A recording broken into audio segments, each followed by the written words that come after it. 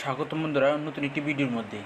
আজ আমি আপনাদের দেখাবো কিভাবে এমএস ওয়ার্ড এবং এক্সেলের মধ্যে যে কোনো লোগো বা ফটোকে ওয়াটারমার্ক হিসাবে ব্যবহার করা হয়। ভিডিওটিকে শুরু করার আগে আমি আপনাদেরকে একটি কথা বলতে চাই।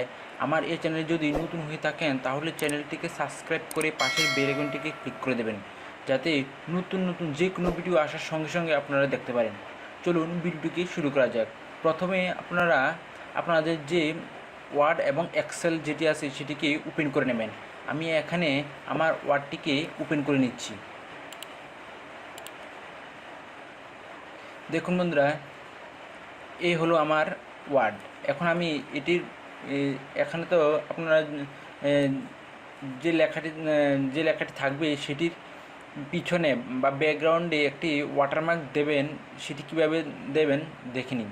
প্রথমে আপনারা পেজ লেআউটে ক্লিক করে দেবেন। পেজ লেআউটে ক্লিক করার পরে এখানে দেখবেন একটি অপশান আছে ওয়াটারমার্ক। এই ওয়াটারমার্কে আপনারা ক্লিক করে দেবেন।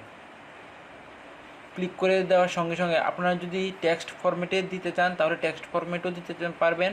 আর যদি কোনো লোগো আপনাদের আগে থেকে সেভ করা থাকে তাহলে সেটিকেও দিতে পারেন। সেটিকে দেওয়ার জন্য এখান থেকে কাস্টম ওয়াটারমার্কে ক্লিক করে দেবেন। কাস্টম ওয়াটারমার্কে ক্লিক দেওয়ার সঙ্গে সঙ্গে একটি পপ আপ চলে আসবে। পপ আপটি আসার পর এখান থেকে দেখবেন এখানে একটি আছে টেক্সট ওয়াটারমার্ক এবং একটি আছে নো ওয়াটারমার্ক আর একটি আছে পিকচার ওয়াটারমার্ক। আমি এখন আমার এখানে একটি পিকচার আছে, সেটিকে আমি ওয়াটারমার্ক হিসেবে ইউজ করব। সেটিকে দেওয়ার জন্য এখানে পিকচার ওয়াটারমার্ক যেটি আছে সেটির উপর ক্লিক করে এখান থেকে সিলেক্ট পিকচারে ক্লিক করে দেব। এখন আমি সেই পিকচারটি নিয়ে নিচ্ছি। এ হলো আমার ফটো, এটিকে আমি নিয়ে নিচ্ছি। এখন নিয়ে নেওয়ার পর সেখানে অটোমেটিক আছে, আমি সেটিকেই সিলেক্ট রেখে এখান থেকে ওকে করে দেব। দেখুন বন্ধুরা, এখানে কিন্তু ওয়াটারমার্কটি এসে গিয়েছে। এখন আমি এটির মধ্যে লিখে নিতে পারি।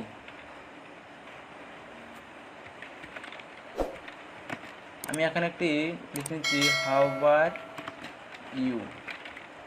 দেখুন বন্ধুরা, সহজে কিন্তু লিখতে পারি। এখন আমি সেটিকে আমার মর্জি মতন বড় ছোট করে নিতে পারবো এবং মাঝখানেও নিতে পারবো, যে এখানে ইচ্ছে এখানে নিতে পারবো। আমি সেটিকে নিচে নেমে আসবো, কিন্তু ওয়াটারমার্কটি কোনো অবস্থায় লড়বে না। এটি হলো ওয়ার্ডের মধ্যে কীভাবে ওয়াটারমার্ক দেবেন। এখন চলুন বন্ধুরা, আমি এখন এক্সেলের মধ্যে কীভাবে দেবেন সেটি দেখে দিচ্ছি। আমি এখানে সেটিকে মিনিমাইজ করে দিচ্ছি। করার পর আমি এখান থেকে এক্সেলটি ওপেন করে নিচ্ছি।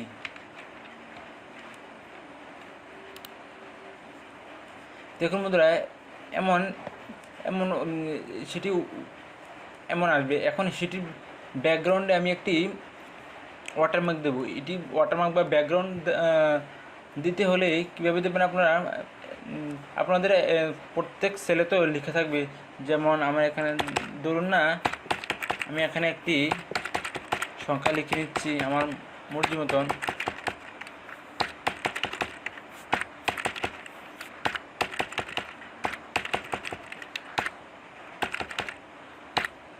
এখন আমি এটি ব্যাকগ্রাউন্ডে পিছনে আমি একটি ওয়াটারমার্ক বা লোগো ইউজ করব। এখন সেটিকে দেওয়ার জন্য প্রথমে আপনারা আবার সেম পেজ লেআউটে ক্লিক করবেন। পেজ লেআউটে ক্লিক করার পর এখানে দেখবেন একটি ব্যাকগ্রাউন্ড আছে, সেটির উপর ক্লিক করে দেবেন। এখন যে লোগো বা ফটোটি আপনারা ব্যাকগ্রাউন্ড হিসেবে ইউজ করতে চান সেটিকে সিলেক্ট করবেন। আমি এখান থেকে সেটিকে ইউজ করে নিচ্ছি। ইউজ করে ইনসার্টে ক্লিক করে দেবেন। দেখুন বন্ধুরা, তাহলে হ্যাঁ, লেখাটি একটু আমি কালার করে দিচ্ছি।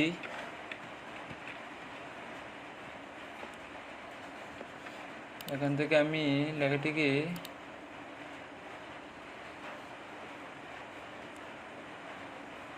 কালার করে দেবো। দেখুন বন্ধুরা, আমি এখানে সেটিকে কালার করে দিয়েছি, একটু করে দিচ্ছি, কালার করে দিয়ে ব্যাকগ্রাউন্ডটিকেও আমি কালার করে দিচ্ছি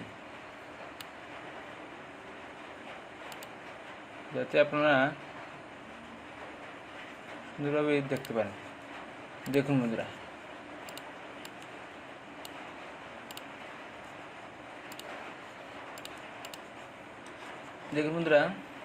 হয়ে গেছে। কিন্তু এভাবে আপনারা যে কোনো ওয়ার্ডের পিছনে বা এক্সেলের ব্যাকগ্রাউন্ডে লঘু বা ফটো ওয়াটারমার্ক হিসেবে ব্যবহার করতে পারেন। এটি ছিল আজকের ভিডিও। আমার এই ভিডিও যদি আপনাদের ভালো লেগে থাকে তাহলে ভিডিওটির নিচে কমেন্ট করে জানাবেন। আর কোনো যদি বুঝতে যদি অসুবিধা হয় তাহলেও কমেন্ট করে জানাবেন। ধন্যবাদ বন্ধুরা।